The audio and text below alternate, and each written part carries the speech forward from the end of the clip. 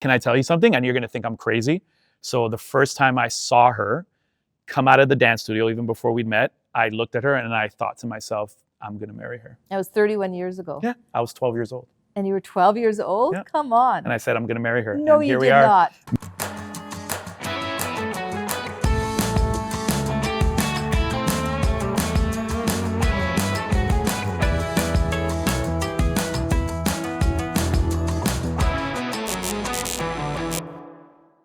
So today on Arlene is Alone, I get the immense pleasure of speaking with Shawn Desman.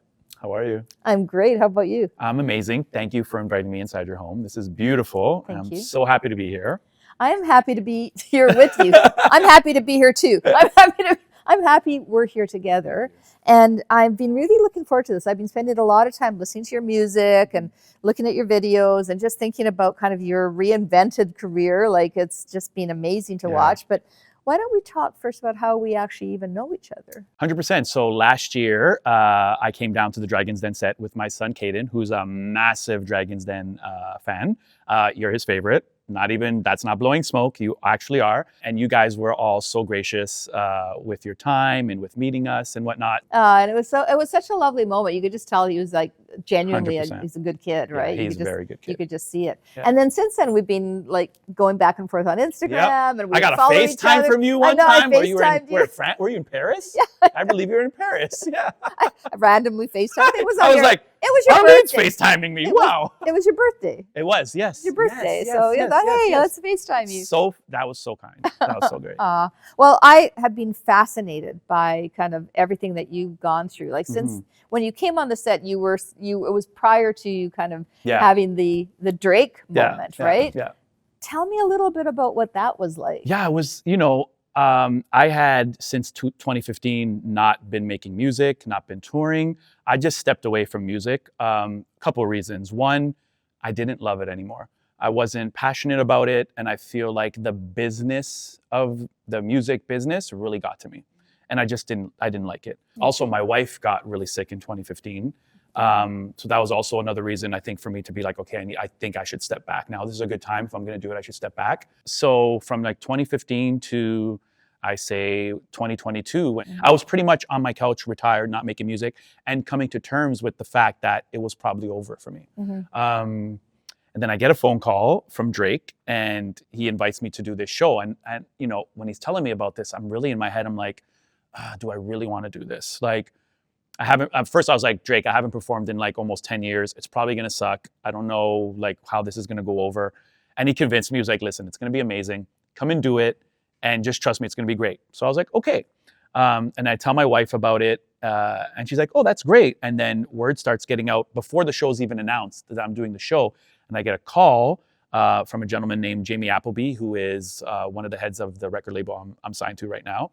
And he called me out of the blue and he's like, hey, I heard about this OVO show. If you were ever thinking about coming back and doing anything, this is your moment. Like, what are you doing? And I'm like, honestly, I have no idea. Yeah. I'm planning, I'm just going to go there, do the show, come back home and go to sleep, right?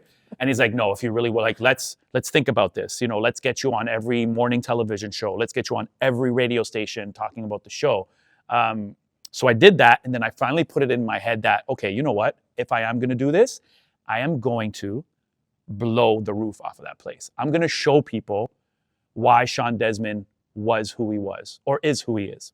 And my wife thinks I'm crazy because I'm in front of the mirror in our bedroom rehearsing for the show. She's like, what are you doing? I'm like, I'm practicing. She's like, are you serious? I'm like, yeah, because if I'm going to do this, I want to make sure I leave an impression.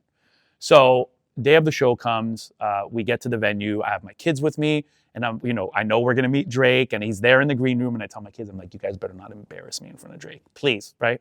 So we go up and, the first thing I say is, thank you for inviting me here. And the first thing he says to me is, thank me. Thank you, Shawn Desman. Like, I was watching and listening to you when I was growing up. Oh, wow. Right? It's crazy to me. Like, it's so crazy for me to hear that coming from probably the biggest artist in the world. And I don't know what to expect. I get up there. I'm like halfway through the show. They put me on and the crowd goes like wild. They all know your music. They all know my music. And it's crazy. It's more than I ever expected. How many people in that? So that venue holds 2,500 people. Okay. Yeah. So people go nuts, crowd goes crazy. I get off stage, literally Drake comes bursting through the door and grabs me and pulls me into this hallway. And he says this verbatim. He's like, Shawn Desman, you're different, eh, bro? You're different. And I don't know if you know what that means in today's lingo. No, what is basically that mean? like you're different, like you are, like you're incredible, like you're different. You're not of the same breed of these other people. Okay. You know? And he's like, what are you doing? And I said, dude, I gave up.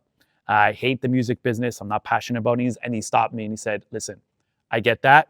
He's like, I've felt like that sometimes. I'm probably going to feel like that again. But trust me when I tell you, those people, they love you. You need to make music again. So what do you say to that when the biggest artist in the world is telling you you should make music again? Right. You go and make music. Yeah. So I got in the car that night. And another moment that really gets to me, because another reason why I didn't want to get back into it or didn't think about getting back into it is because my wife was very sick.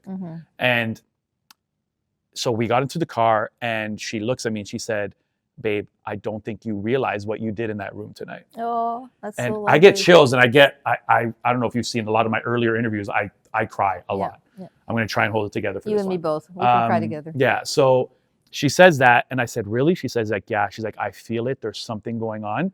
You should do this again.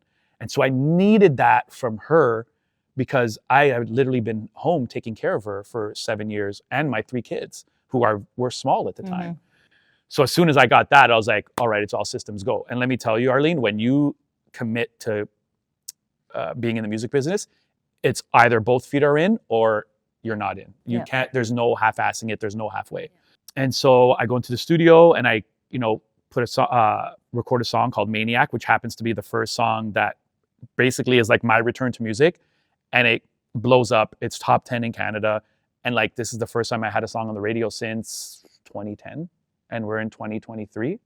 And you wrote that song? I did. And what's funny is that I actually wrote it in 2014 when the record label I was signed to at the time basically just like cut me loose. Oh, come on. So you had that song. I had the song ready to go. Ready to go. For almost 10 years. You get this break, you pull it out, and it's still relevant and great, of course, because it's great music. That's pretty incredible. It is pretty incredible. And then, that brings me to where I am today. And I owe a lot of this moment and what's happening. I say it a lot. I owe it a lot to Drake, and now like being able to tour, performing to tens of thousands of people coming, paying money to see me. And so that's, I'm sorry, that's a lot. No, that's like an amazing story. First of all, it's wonderful when another artist pulls another artist up. 100%. And helps people to be successful without being afraid of the competition or afraid of, but Drake is known for that. Drake has done that time and time again for a ton of artists. Yeah, that's amazing. Yeah.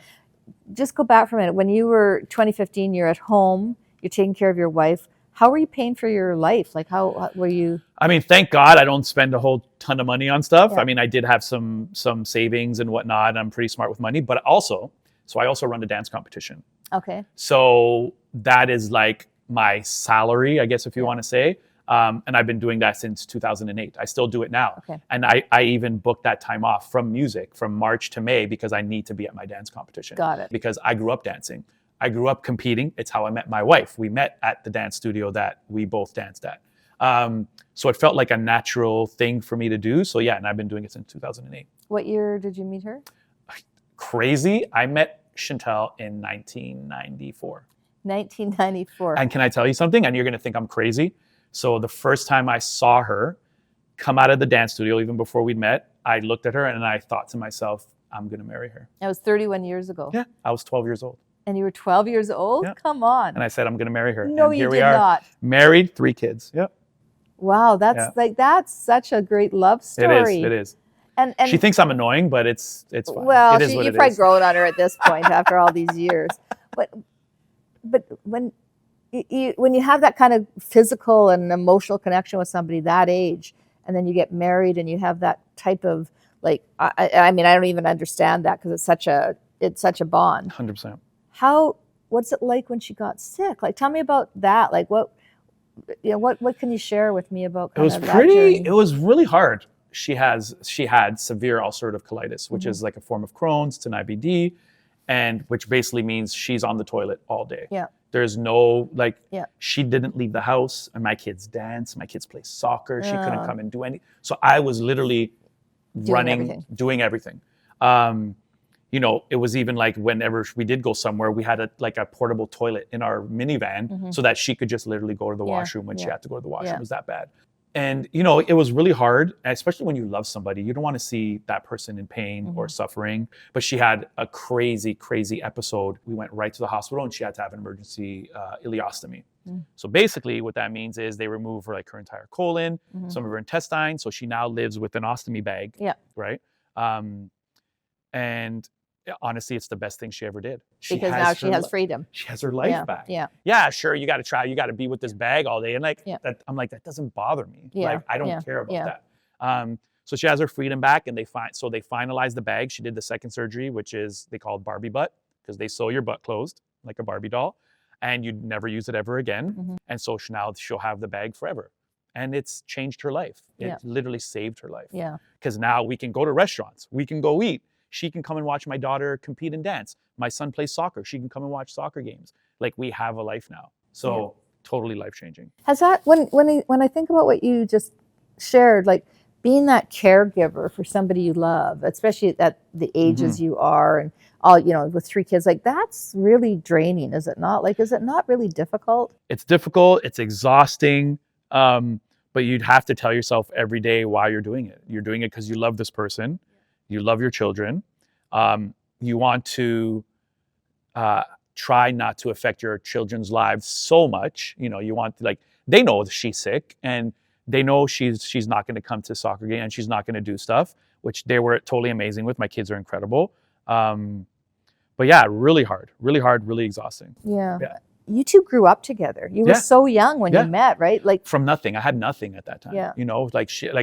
I'm sure you were an aspiring musician, though. I was at 12. Yeah, because before singing in English, I don't know if you know, Arlene, but I started singing at 9 in Portuguese. Oh no, I did not know that. So I have 5 Portuguese albums out. I didn't know that. Yeah. So I was like the Portuguese Justin Bieber back in the early 90s. And I did that till I was about 16 years old. Yeah. I didn't cross over until I was 18. So I imagine me singing in Portuguese, touring in Portugal, touring across so many Portuguese people in Canada, so many in Toronto. Yeah. So doing shows. So I did that. But that was, then you hit a ceiling with that, because there's not much further you can go with that. I had to sing in English. So, when I made the switch, obviously my wife was still with me. I was 18. She is a dancer. She went on a cruise ship for 7 months, danced on a cruise ship while I was recording my first album. And then she comes back and everything is she's like, holy, what happened? I was like, yeah, a lot happened while you were gone. No it's kidding. Crazy. But she's been with me from nothing, And I find it's hard. And I think, you can probably relate to this too.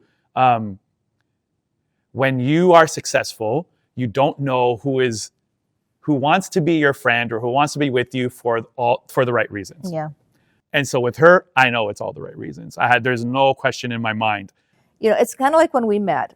I honestly didn't know much about Shawn Desman. Yeah. I knew who you were, but I didn't, I didn't know if you were in your career still, not in your career. I just knew, that you'd had a career in music. Yeah.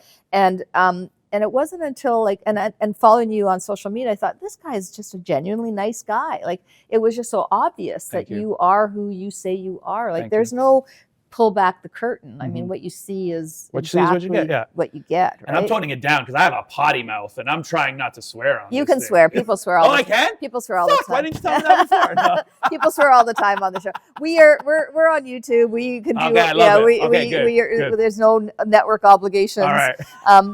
But I think, and also I just want these conversations to be exactly what you just said, which are real, because I think people sometimes when you have fame, people can kind of put personas upon you, 100%. and think that the person they see on stage is is something that's, not necessarily dealing with the pain of a wife who's ill and 3 children and sitting on his couch feeling like he's given up music. 100%. I mean, those are big things. Yeah, but you said it. So you said it there with social media. It's played such a huge part in my, I hate to call it a comeback. I like to call it a continuation, because I've been able to share my life with my fans who are now my age, who are grown-ups, who are adults, and they feel like you said, wow, he's a real person. Yeah. He's not just the guy I used to watch on TV on Much Music and music videos and see on stage. he's going through real shit, Yeah. you know? It's hard sometimes to not let the negative comments be the ones you focus on, Oh, yeah. right? Because you want to focus on, there's so many, I was talking to my daughter earlier about this, that you focus on the positive, on the negative when there's so many positive 100%. things, but you want to, you know, I think we're people pleasers at the end of the day, or we wouldn't be in, you know, the type of business where we're, you know, public personalities. You have to want to care about what people, and you need to connect with people. Like I really want to connect with the audience that's watching the show, and I really want them to feel like it matters to me. I want to break through that camera lens to feeling like people can actually understand that this is a genuine conversation. And 100%. I'm actually really curious for you, Shawn, like what makes you write the music you do? Like, I want to touch your body. Like, what makes you, what motivates you? What inspires you? So sometimes it happens differently for every song. Yeah. I'll speak about like Love Me with the Lights On. Yeah. So my wife, when we were in the hospital while she was getting her surgery, before she got her surgery, she looked at me and she said, I'm so scared. And I said, of course, you're going in for a major surgery. Like you're doing some major stuff in there. And she said, I'm not scared about that. She's like, I'm scared that when I come out and you see this thing like sticking out of my stomach, this piece of intestine with a bag and the smell, she's like, I'm scared you're not going to find me attractive anymore. Yeah. And I said, pause. First of all, that's never going to happen. Yeah. And second of all, you'll always be the most beautiful woman in the room for me. Okay. So we went in for a writing session after that. And I said, I want to write something for not just Chantel, but for anyone, man, woman, who's ever felt like they're not perfect. Right. Maybe there's an imperfection. Maybe they're not comfortable with their body. I want to write a song that empowers them, right? So we came up with Love Me with the Lights On. Basically, let me see all of that. Don't turn the lights off. I want to see all of you. Because you love perfections, imperfections. So that's one example. Another example, for example, I'll talk about like Body, my single with Jamie Fine. We literally just got in the room. The producer started working on the song. And you just start, I want to touch that body. I want to, and you're like, oh, that feels good. Okay, let's roll with that. You know, so we roll with that. We wrote that song in probably 2 hours. Sometimes it just happens like that. When you were on the couch, you know, at home, taking care of the kids, how did you feel about yourself? Oof. I went through a little bit of a dark time. I went through some depression. I got a little bit addicted to alcohol. I would literally, to go to sleep, I would literally have to be drunk. I would go downstairs and down whatever we had, 3-4 shots of tequila, vodka, just to like feel okay and go to sleep. When you get a phone call from the record label, when you're in LA making an album, and they're basically calling you and saying, we're done. We're not going to release this album. We're not going to do anything. It's very hard. So yeah, I felt like I was a failure, and I was, you know, I was miserable. I was depressed. My wife is sick. And, you know, a lot of times I was very short with my kids, and I would be frustrated. And, you know, until one day my wife was like, you can't continue doing this. You need to get help. So I seeked a therapist. I saw him for like 2 years. It was the best thing I ever did. Yeah, because when you're talking about it, you kind of glossed through that a little bit. Like, I was at home, I was taking care of my kids, music was done, but all I could think about was, but what did that feel like for you? Because to me, I know what it feels like when you're not, you know, if you're not feeling relevant and you're not feeling like you're doing what you love, depression is so easy. I've experienced depression myself. It's horrific. It's so hard to get out of. And a lot of people turn to alcohol or drugs to try and numb that kind of feeling of self-worthlessness. Like, how did you help yourself? Like, beyond I get the counselor, which is amazing, but you still had to put the work in. And you still had to want to get through it. I feel like the call from Drake was like a blessing. Yeah. Right? It was kind of, sometimes you need somebody else on the outside to tell you that they believe in you. Yeah. And that you can do it. And that's what I was missing, because I did not believe in myself. Yeah. I definitely did not believe in myself. But that courage to try. Oh, yeah, 100%. Because like I said, I thought to myself, am I really jumping back into this? Yeah. Am I really, because I know what comes with this. Yeah. Do I really want to do this? Yeah. And it came down to, I really did want to do it. Yeah. I did miss it. You miss it. I can't lie. I missed it so much. Yeah. Being on stage, there is no feeling like being on stage in front of thousands of people and hearing them scream, sing the words, having them talk to you. The one thing I get so much is like, Shawn, I grew up with you. You were a huge part of my life growing up. And your music, till this day, like, you know, it helps me get through things. If I'm feeling like shit, I put on Shawn Desman and I listen to Shawn Desman and it makes me feel better. I get that a lot. And at the time when I was making the music and I was 20 years old, that was not what was happening in my head. It was like, oh, I'm cool. I'm making music. I'm successful. I wasn't thinking, oh, I'm impacting people's lives. I'm helping people. But now I realize that. And my mission now is, I know what my purpose is here. My purpose is to make people happy, to make people feel something and to make people happy. And, you know, I want to be involved and I want to do things. I'm involved with like Childhood Cancer Canada. I want to do things like that. That means something to me. You know, my dad has stage 4 prostate cancer right now. So that's something that is in my life. It's very in my life right now, in my face. And I want to be able to, and I'll tell you guys a story. So you see this haircut. So I brought back, I don't know, Arlene, if you're familiar, but this was like the famous Shawn Desman 2005 sidewalk haircut. And when I first did it, I was doing a mall signing at Fairview Mall. And this little boy comes to me with his dad, and the dad pulls me aside before I talk to the boy, and he says, hey, so Josh is in chemo and he's losing all his hair, and he did the sidewalk haircut because kids were making fun of him. He was losing his hair. So he did the sidewalk, and I was like, oh my God, please bring him here. I want to meet him. So I meet Josh, and I take it upon myself that I develop a relationship with Josh and his family because I felt a connection with Josh. So I would go to Josh's house and I would play with Josh. I'm still very close with the parents today. And, you know, one day, 4 o'clock in the morning, my phone rings and it's Josh's father, and Josh had passed away. So, you know, that was difficult. But I know that I, you know, his dad always told me, you made his life so much better. He was always so happy. He loved you. He was always so happy when you were around.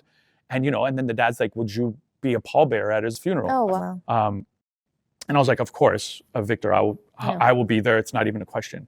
So, you know, like stuff like that. That's what this is about. Like, forget the money, forget all the stuff, but like touching people's lives and making a difference when you can make a difference.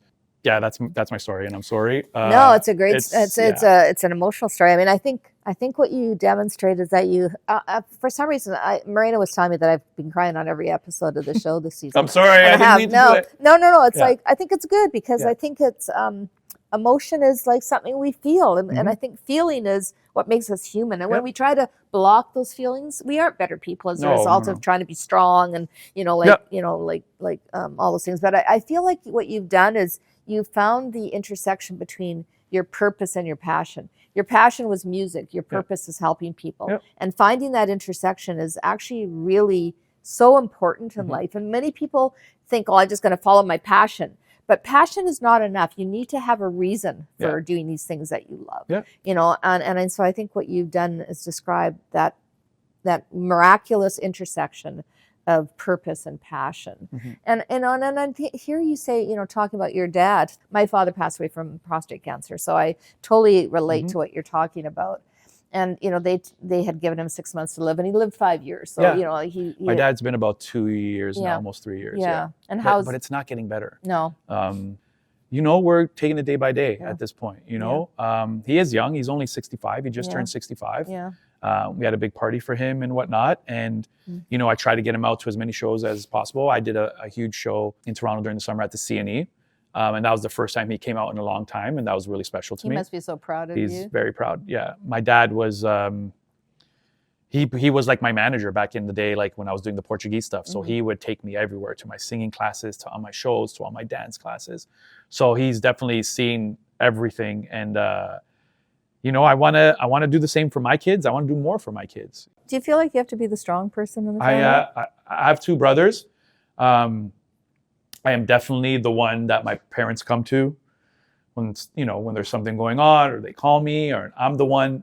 You know, I feel like I definitely feel like I'm the one that has to be strong. Are you good at asking for help? Not really. Yeah. I was kind of, and this was, listen, I was brought up in a loving household, but my parents, they weren't the parents where we talked about our feelings and we came home and said, "Oh, I'm sad today. Yeah. Can we talk?" Like, it just wasn't like that in my Yeah. house, right? But not to say that I didn't come from a loving family. I came from a loving family.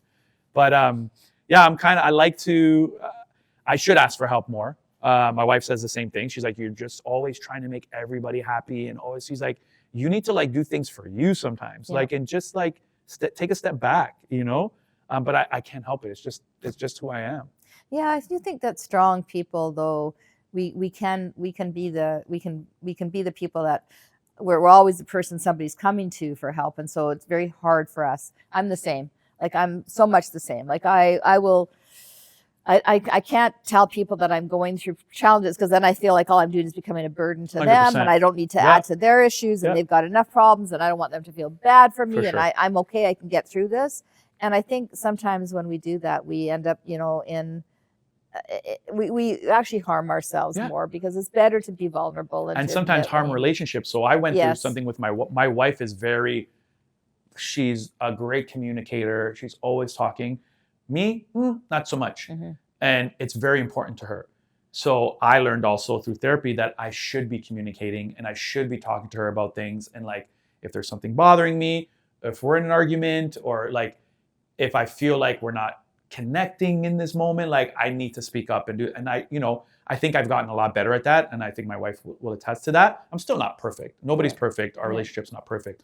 I am a lot better in communicating though now, because I was a pretty shitty communicator. Yeah. Because I would just like, here's the rug, sweep it under the rug. It's fine. I'm gonna be okay. I'll just deal with it. Yeah. It's not actually okay. No. You need to speak and talk about these things. And but yeah, that was a challenge for me as well, for sure. What do you hope for the future of your relationship with your wife and your kids? With my wife, I always say, like, when we're our parents' age, we see our parents, and our parents are always bickering, and I'm like, I don't want to be that. Can we please love each other like when we're older, when we're their age, and like want to sleep in the same bed? A lot of people sleep in different beds, like for different reasons. Couples sleep in different beds when they get older. I'm like, babe, I don't want to do that. I want to sleep in the same bed as you forever. Like, oh, maybe it's snoring. Yeah, but who knows? Like, they're farting, snoring, something going on. She wakes me up when I'm snoring. She's like, get on your back, get on your stomach. I'm like, right, okay. And with my kids, I want them, and we tell them all the time, if there's something bothering you, if you want to talk about something, please come and talk to us. And I want to remain close to my kids. And my daughter is like she's daddy's girl. Like, my daughter is just daddy's girl. That's just what it is. I can do no wrong, right? Listen, my boys like hanging out. I'm very involved in their lives, especially my middle son, Owen, who's like a serious rep soccer player, and I take him to all the practices. Awesome. I'm like a team manager on his team. I'm on the bench with them. And then my oldest son, who's in grade 12 this year, is graduating. He wants to be a high school English teacher. So he's very academic based, not sports, and very smart. And I love that for him, because he's really great with kids. And you met him. Yeah, he's great. And so like, that's super. It's like, all my kids are so different. My daughter's a performer. She belongs on stage. She dances and she can sing. And not like fake sing. She can really sing. Are you going to bring her on stage with you? I have been bringing her. Yeah. She actually comes on for the shows that Jamie's not present at. She sings Jamie's verse in Body. Oh, come on. She comes on and does it with me on stage. That's it's awesome. The best thing. There's a video on my Instagram. You have to check it out. Oh, I have to. I haven't seen that one. Good. I haven't seen that so one. Good. Yeah. That's amazing. So, and you don't have fear for her to get into the same industry what the real truth of the industry is. How 100%. The grind, Yeah, and I would never push her to do it. I want her to come to me. She's already said, I want to sing, I want to dance. I would never push her to do it, but I'm definitely going to be very involved and steering her in the right direction, helping her make the right decisions. But at the same time, Arlene, you have to let your kids fuck up a little bit. Yeah, that's true. You got to let them fuck up to learn. Yeah. Because life is not easy. Mm-hmm. It's not always yes. Mm-hmm. It's not, it's a lot of no's. It's a lot of no's before the one yes. So I want them to go through some of that. I tell my wife, I don't want to like get them out of every situation. I don't want to let's let them go through some real life shit, because or else they're going to be in trouble when they get into the real world. Yeah. So they need to feel disappointment. They need to feel heartbreak, and they need to feel all these things. Yeah, that's smart. I just want to go back to something because it's been in the back of my head, and I want to make sure I ask you the question. That record label that rejected you, what would you say to them today? It's actually 2 record labels that did that to me. But it's funny because people ask me that question, like, what would you say to them now? And I know the answer is like, well, fuck you, told you so. Like, you know what I mean? I don't want to be that person. And I feel like that's also why I am where I am. I'm so down to earth and just grateful for everything. And like people are like, Shawn, you're too humble. Like, you're way too humble. Do you know who you are? I'm like, I don't think there is a such thing as being too humble. Yeah. Like, just be a good person and just appreciate and be grateful and like just smile and like enjoy your life. Like no matter what you do. You know? My dad used to tell me that the 2 characteristics that he hoped that I had in my life were going to be generosity and gratitude. Yeah. And he said, if you can be generous with whatever you have, it doesn't mean, like it may not be material things, may not be financial things, but generous with your time, generous with yourself, generous with, your effort. And if you can be grateful for whatever it is you have, and understand that it is, the gratitude is going to fill your day. 100%. That is what is going to make you happy. And I hold on to that because you have generosity and you have gratitude. Yeah. You're generous with your time, you're generous with your soul and your effort, and you're grateful for everything that you've accomplished. And you don't hold grudges to that record label. I mean, I think you guys really fucked it up. That's just my Arlene opinion. just said, wow. Can I ask you a question? Yeah, for sure. Okay. Because I know this is called Arlene is Alone, right? Yeah. How are you with that? Like, because I know there's this whole thing now, and listen, to each their own, but there's this whole thing with like women being like, I don't need a man, I'm good. Where I feel there's some truth to that, but I also feel like deep down, I think everybody wants a companion. Like everybody wants somebody to come home to and talk to and just have somebody. Maybe I'm wrong. I don't know, but I wanted to ask you that. Like, are you really okay? Like, well, yeah, I am really okay. I mean, I've been at my age, I've been in relationships for I think 40 years of my life. So I've had I have been there, done that. Yep. And so it's not like I've never been in a relationship. Yes. Or I've been married twice. Yep. I've lived with 2 different guys for a decade each. Right. Like I've done all that. Yeah. And so I feel like at this point in my life, that's not what I need. What I really, and I don't mind coming home by myself. Yeah. I'm very used to it. I have a lot of friends. I have a lot of relationships. I do a lot of things with people I like and enjoy spending time with. I have male friends that I, see once in a while for, to do things with. Like what kind? What are we talking about here, Arlene? Well, what kind of things is she that's doing? A different episode. Stay tuned. Are you on Hinge? No, yeah, I'm on Bumble or Hinge or whatever. I'm on all the platforms. I just have an alias. It just looks like me, but 100%. It's another name. Yeah. But I actually really, Shawn, I'm really good. And I worry that if I got into a relationship, I would mess it up. Right. I would mess up my happiness. Right. And I don't know if I want to risk the balance I have in my life right now. And I feel like I'm inventing myself still again, like you. Fair. Like I don't want to call it, it's not a comeback. It's just like a constant reinvention. Yeah. And right now at this point in my life, I think a relationship might take me off track. Yeah, 100%. But at this stage of my life, I'm good. pretty You're good. Yeah, I'm pretty good. Okay, I'm good with that. But I wanted to ask you that so bad. Yeah, it's like the only question I had. I was like, I need to ask her about that. Yeah. No, lots of people ask me that question. And a lot of people don't believe me. Right. And I'll say, no, I'm really good. And they'll say, oh, really? No, you would be better. Come on, you'd be happier. And I go, no, actually, I'm really good. Yeah. And I have to almost convince people because they don't. I think it's human nature to think we have to couple up. Yeah. But that's a stereotypical social construct, right? Yeah. We don't have to be in a relationship. But I think you can find happiness and joy in lots of different connections. I find happiness in this. I find happiness in this. I also feel like if you're not good for yourself, you're good for nobody else, right? So you need to be good with yourself before you can be good for somebody else. Yeah. Yeah. Well, and you know what? Maybe my George Clooney is out there somewhere. He's out there somewhere. I think so. Anyhow, Shawn, I so enjoyed our conversation. This was amazing. Yeah. This was fantastic. I knew it was going to be great. Yeah, you are great. You are genuinely everything I thought you were going to be, Oh, and that more. means, Like that means so much. I really appreciate the stories you shared, and how honest you've been, and I can't imagine you ever being anything but genuine. Like I Thank you. honestly, I can look you in the eyes, and like I feel like connected with you. And thank you. I love that. Yeah, I'm thank always you. going to do that. I'll always be that way. Thank you. And anything final you want to say?